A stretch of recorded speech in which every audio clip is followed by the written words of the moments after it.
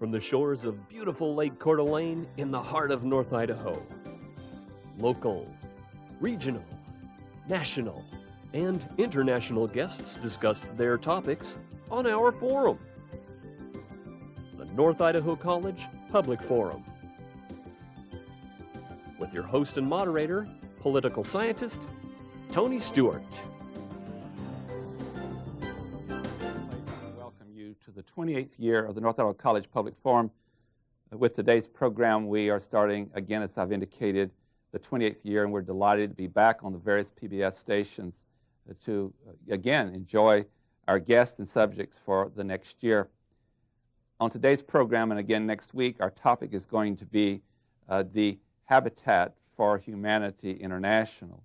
It's received so much, as it should have, a good publicity for what it does for housing around the world. On our program tonight, I will introduce our three guests in a moment, but I would first of all like to say that two of our staff people have left at the end of last year. That is Lindy Turner and Gail Hughes, and we're so thankful for the years they were with us, and we wish them well. Tonight, we're also very, very fortunate to welcome to our program, and we thank him so much for being our director of the program, and that is Doug Miles, who is the production manager at KHQ6 in Spokane, and we're very grateful to Channel 6 for being so cooperative with us to share some of their professional staff. And our crew that's back from last year, we're delighted to have those back. With that, let us introduce our guests for the evening and move to our subject. I first of all would like to welcome to the program Mr. Warren Fisher. Mr. Fisher is a volunteer with Habitat for Humanity. He does live here and reside in Idaho. Mr. Fisher, I know you've been many places, and you're certainly very qualified to share this important information. Welcome to the Public Forum. Thank you, Tony. And I'm very pleased to welcome two of my colleagues at North Idaho College who have more than once now volunteered to work with Habitat for Humanity. First of all is Mona Klinger. Mona Klinger is in the Department of Speech, and I would like to add, as I introduce Mona, that she also is a performer in our lecture series of Journey Through Time. And Mona, we look forward to your performance again this year. Welcome to our program. Thank you very much. And I'm equally pleased to welcome Chad Klinger, who's also a member of the faculty in the Department of English. And Chad, you're also very dedicated to this very good cause, and thank you for being with us today. Thank you. And as always, I'm very pleased to have our regular panelists. And Steve, I want to welcome you back to yet another year. It's great to have you here and the time that you take out of your busy schedule to be with us. Steve Shink is our panelist. He is the Vice President of College Relations and Development with Idaho College, and he shall open the program with questions tonight. Tony, thank you very much. It's a pleasure to be back. I wish I could say I'd been here all 28 years, but I'm close to half, and that's not a bad record. Well, you're very dedicated. I'll also say that Habitat for Humanity is a personal goal of mine. I truly do want to eventually donate some time to the organization myself. Warren, take his name. And I wish you would. So I know a little bit about it, but in looking at materials that were provided for me, I realized how little that is. So I thought I'd back up for people who might even know less than I do and ask the very, very basic question of what is Habitat for Humanity and what are its basic goals? Well, Steve, the basic premise that Habitat is based on deals with being an ecumenical Christian organization whose main objective is to eliminate poverty housing worldwide, one house at a time. And that happens not only locally here in North Idaho, but it happens throughout the U.S. and now in over 70 countries worldwide. Is there one organization, one overall organization that is responsible for that entire effort? Habitat for Humanity International, which is based out of Americus, Georgia, is the center of most activities, especially the international activities. Nationally, throughout the U.S., most of the work is actually done by local affiliates, which are a part of Habitat, but are not supported by international, but end up actually supporting the international effort in America. And can you tell us a little bit about how the organization is funded? Most of the funds, actually all of the funds, are essentially raised from donations. Quite a bit of the money that comes to Habitat comes from grants. However, there's no government funding at all that goes into the construction work that's done. All of the construction monies are donated or grants from various companies. So the organization has a staff and a leadership group, but, and this is my personal interest in it, and obviously Chad and Mona's in your own, much of the work of this organization done by volunteers? Internationally, there is a staff. There's a paid staff that works out of Americas. There are paid staff in various regions around the world, and actually individuals who can sign on and be world partners that end up going into countries and helping the local affiliates. Most affiliates around the U.S. are staffed entirely with volunteers. I know all 4 of the affiliates here in North Idaho are staffed entirely by volunteers. We don't have any paid staff. To compare that, Spokane is a large metropolitan area near us. They're building currently 16 houses a year. They have a paid staff over there, but their budget is well over $1 million, so they can afford to do that. Our budget is much smaller, and we rely entirely on volunteers. If I can ask, I'll ask just one more question, if I may, Tony. You use the term affiliate. Is that like a local chapter? Or Yes, yeah. Actually, affiliate is what the local organizations are called. There are chapters that are subsets of the affiliates. I see. Thank you. Yes. I have one more question on the mission and the creation of the Habitat for Humanity internationally. We hear so much about President Jimmy Carter and Rosalind Carter, and they've given it tremendous time and publicity, but they're not the founders of the organization. No, Would you President share Carter- with us the Fullers and how they... Actually, President Carter is by far our best-known volunteer and gets a lot of credit for organization. Actually, Millard and Linda Fuller were the founders, and Millard is still the president of Habitat International, president of the board. And they ended up, Millard was an attorney in Alabama in the middle 70s, was very wealthy, but ended up feeling that he wasn't able to return anything, and he and his wife went through a soul searching, ended up giving away all of their possessions, lived in a commune, went to Africa for some years, came back to the U.S., and Habitat for Humanity, as we know it today, is the results of their work. As you indicated, it's headquartered in Georgia. Of course, that makes a great connection to the Carters. Yes. One other thing about Habitat from the literature, it says Habitat for Humanity International is a nonprofit ecumenical Christian housing ministry. And of course, President Carter is a very devoted religious leader. I understand he still teaches Sunday school at the Baptist Church in Plains, Georgia. So there's very much a religious component to this. Mona, would you like to share with us? Well, there's a religious component to it, but people who receive Habitat homes, there's no religious test or whatever for that. It just seems that when there is that ecumenical Christian basis, there's that higher goal that, in fact, Mr. Fuller calls it the theology of the hammer, in that a very, quote, concrete way of putting faith into action. But a person can receive a home without being a Christian. And people can volunteer. Oh, absolutely, absolutely. But from the tenets of the Christian faith, as well as other religions, works as part of the dogma and the principles. So you certainly, I would assume, see that in the board and in the staff and what their mission is. In fact, one of our trips was at Belfast, Ireland, and we were told by our leader, and she had been on a number of builds, that when a team came together, if they had that faith component, it seemed as though the work went better, that people worked harder. It just put everything onto a different level. But they take you whatever level you happen to be, which is terrific. But a common mission, common understanding and communication. Yeah, another thing, Tony, one of the basic premises for Habitat, which is the fact that we sell the homes to individuals, but charge the individual zero interest, comes directly from Bible teachings and not being usury with your neighbor. I want to go to Chad and ask him a couple of questions about this. Our couples here and our individuals, they have all been involved with building homes, all three of our guests. And Mona and Chad are not only faculty members, but are a married couple. And you have been on more than one such project. We congratulate you. As college teachers, you're free at certain times, like in the summer, to go. On our program next week, our viewers will get to hear about your latest one to Fiji. But Chad, share a little bit with how one volunteers and what process you go through. You don't just, I'm sure, one day decide and the next day you leave to build a house. Share with us how that process works. Well, I have to give Mona the credit for making many of the arrangements for us to go, and perhaps I ought to throw that question back at you. But, Well, first of all, to volunteer locally, Warren, you don't need to fill out any forms or whatever. Just show up. They'll take you. They'll love to have you there.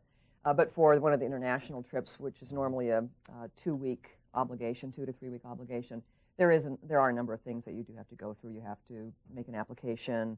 Normally, you have to write a letter of intent, prove that you are in decent health, provide funds, and then you're accepted to go, that kind of thing. So it is a little bit labor-intensive at first to be accepted to a program. But locally, no. Come on down. When you hear what's happening, you can come and volunteer today. Back to Chad, one thing. I'm not going to get into the Fiji experience yet, but you've had others. Just tell us some of the things that you do when you arrive, particularly if you're going to be there for, in your case, I assume for the construction of the entire home, basically. What are some of the things you do? I would assume that one has better talents for certain things than others within building a home. the short-term international missions are 2 weeks long, and typically what a team does is, in the first day or two, get to know one another and have team-building exercises and so forth. And then you go to the site, and typically sites are in various stages of construction. In Ireland, the foundations were done, we did the framing, and so on. Someone else came in and finished it off afterwards. The actual division of labor among the team is very easygoing. People just do what they feel like they can do, and the message is always, don't kill yourself and don't, attempt to do what you feel uncomfortable doing. And so There's someone directing the construction, I'm sure, and guide you through that process. May I interrupt, though? Warren's got a great story about Jimmy Carter, if you wanted to hear that about it. We had situations where, do what you can when you can, but Warren went to build with Jimmy Carter. You want to Share that with us. Well, my wife and I went to the Philippines on the Jimmy Carter build this year in March. And during that 1 week that we were there, the entire team ended up building 293 houses in 5 days. But on the 5th day, President Carter ended up coming into the house that my wife and I and some other folks were working on, and gave us some instruction on how to install the toilet, which we had failed to complete by that Friday. So it was interesting to have him do that. That's an interesting story. Steve Sheen. I've got to back up for just a second. 293 houses in 5 days, is that what you said? Yes. It's the largest Carter build that's been taken on. 2 years ago, they built 100 houses in Houston, which was the largest up till this year. And it was quite an opportunity, and ended up helping some folks in the 10,000 Philippines. volunteers? There were over 10,000 volunteers that ended up participating. 8,000 of those were local. 2,000 flew in from the U.S. and other countries. I'm going to bounce around a bit. Mona, you mentioned a contribution to the local affiliate is one of the things you do to qualify yourself for an international trip only, or for local service as well? No, you don't have to.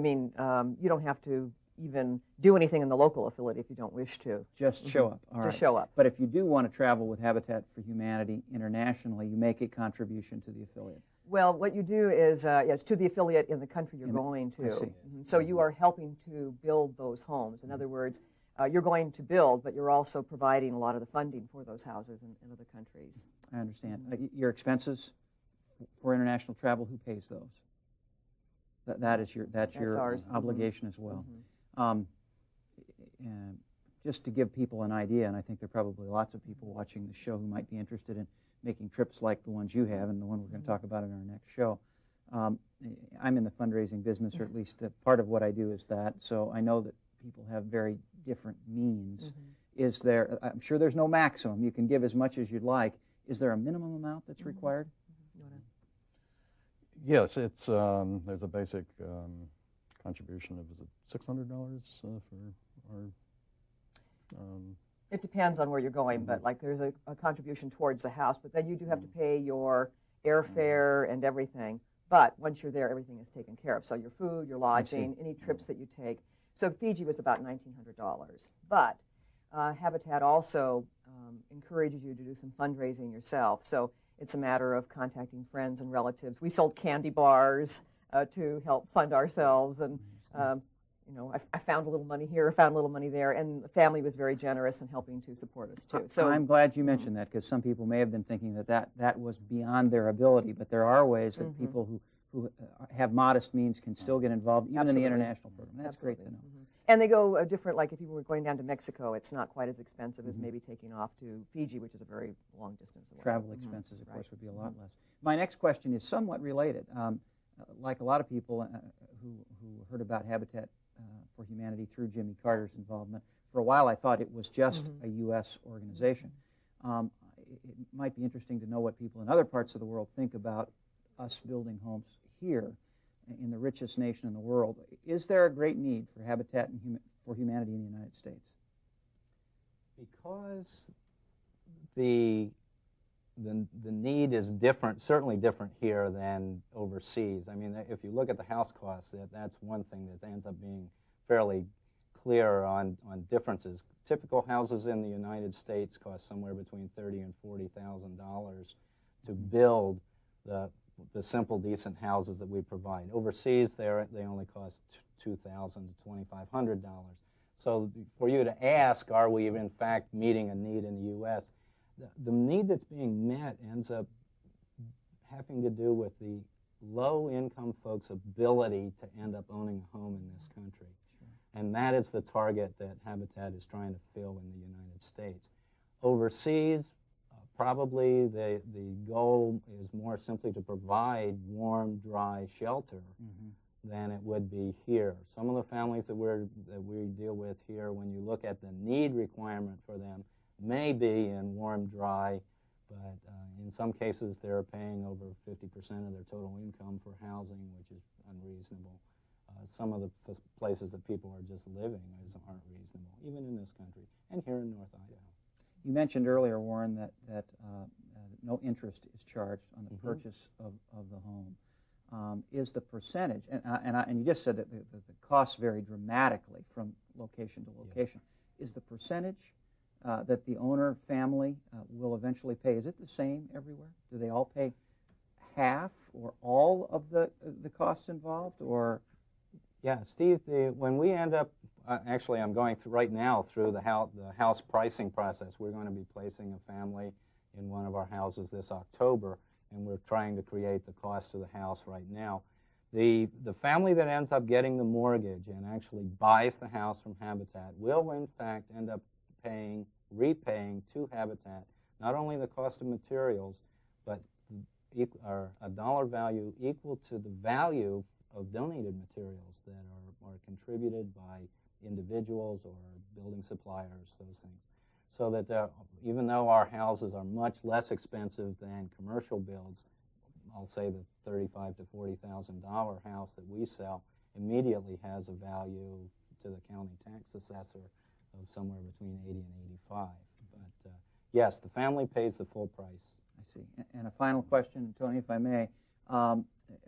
Mona mentioned that there certainly is no religious requirement to qualify. How do people who need housing and are interested in benefiting from this program, how do they get in touch with Habitat for Humanity, and what do they need to do to qualify for a home? Steve, in order to qualify, there are three basic requirements that are prevalent throughout the United States. The first has to do with need, which includes affordability. The second has to do with the ability to pay, and right now our range in incomes ends up being fairly broad, from a basic family income of as little as $12,000 up to as much as $30,000, depending on family size. And the third item is the willingness to partner with Habitat, which comes into the sweat equity part of things, where the families actually get involved in the construction of their own home and homes of others. In order to get a hold of us locally in Coeur d'Alene area, our phone number is 667-3116 is the office number if the families can call there. During a different number of times during the year, our family selection committee actually holds workshops where we accept families and where they will come in and actually we'll help them fill out applications. Thank you very much. And I assume our friends in other states around that watch this program have offices. Obviously, you said in Spokane, there's the Habitat office. We go into Montana and Oregon and up into Canada. So I assume that almost anywhere, if it's a rather significant size population, there is some local chapter. There's a chapter in Bonners Ferry, so it doesn't have to be large. Do you have it in Canada also? Oh, yes. Yes. Local phone book. Yes. And if that doesn't work, they could always contact us, and we could contact you, and then they could get it where they're going. And they have a great website also. Great. Habitat it's fabulous. It has everything on there. Okay, that's wonderful. I want to talk about a couple more questions about the global effect you've had.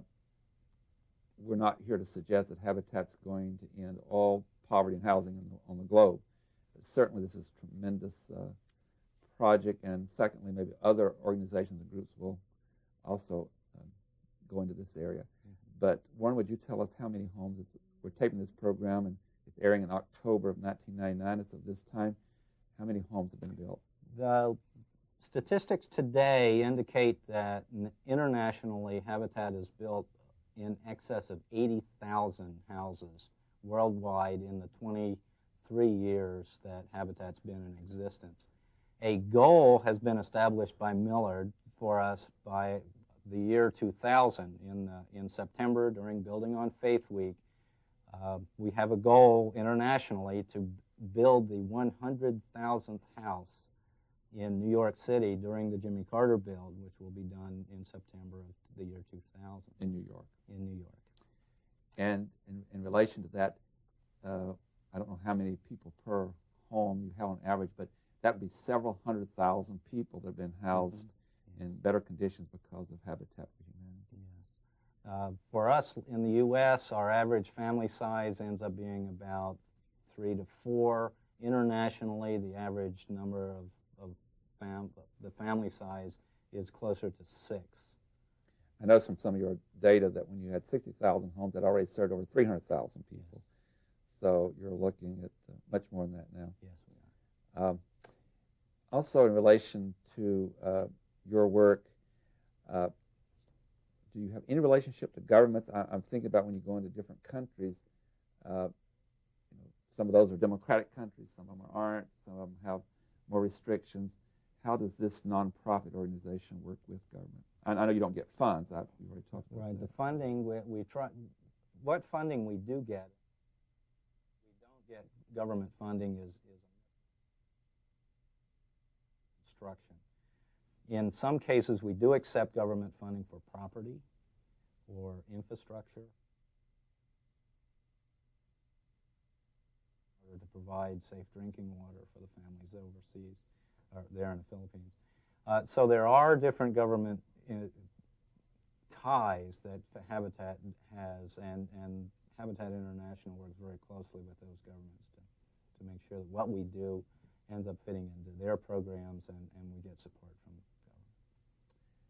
government. And is there any place where you construct these homes, people, even though this is a wonderful opportunity for them, still they're low income, and does government ever give any breaks, like on property tax? They will for industry, for they'll waive it sometimes for 3 or 4 years. Do you have anything like that in cooperation from government? Not that I know of. I do know that locally we do end up getting a break sometimes in some of the building fees, the permit fees that we have from individual towns or the county.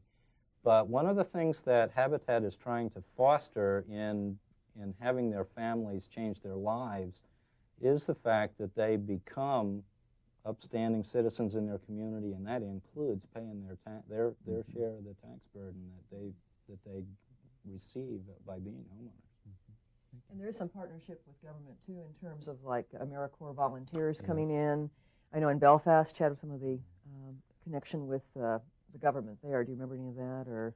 Well, our team had wonderful government briefings with the provisional government in Stormont and in Londonderry, so there in Northern Ireland, at least, there was real evidence of the government taking a real interest in habitat and making sure that people who came via habitat understood the conditions of the country and so on. Thank you. Steve Shink. We've talked about a lot of different things, and we will probably cover some of these in our next show as well, but for those who don't get a chance to see both, what skill qualifications does a volunteer need to bring to the home site?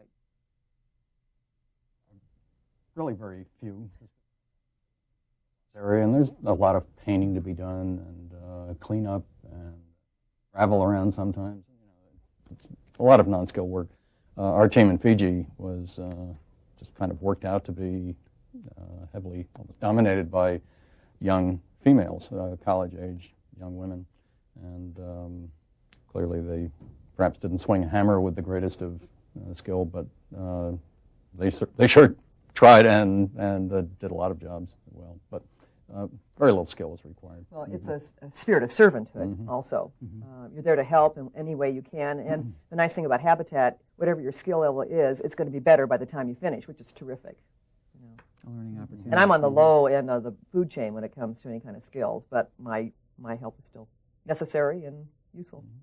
We have One of the things that our supervisors try to do is actually instruct folks in how to increase their skill levels, and so people actually get better as the more they participate. So you talked about a supervisor. There usually is a lead person on each house. What about and this is, I don't think, the area you were in, but there are skill trades involved too. There's electrical work and plumbing, that sort of thing. Is that also done by volunteers? In some places it is. I know locally, because of state safety and health requirements, we end up having to contract for most of our electrical, plumbing, and heating. But even those professionals will end up having and allowing volunteers to help them do some of that work. Overseas, whoever can do it, does it. I see. On that note, I have to bring the program to conclusion. I want to say on behalf of Steve Shink and our staff, we thank all the three of you for being here. We really look forward to next week's program when we'd invite our viewers back to look at your latest trip, the Klingers, to Fiji, where you built a home, and we got some slides we're going to show, and that's the kind of thing that will make a real visual message, and we thank you. And Warren, thank you so much for taking time. It was so informative. Ladies and gentlemen, once again, I would like to thank our new staff, and Doug Miles in particular, who is the Director of Productions in KHQ 6 in Spokane, for being so generous and supportive of something we think is very important, is to bring this program to you. Again, I'd like to invite you to be with us again next week at this same time, when we shall continue this discussion about the trip to Fiji. Until then, please have a good week. I am Tony Stewart.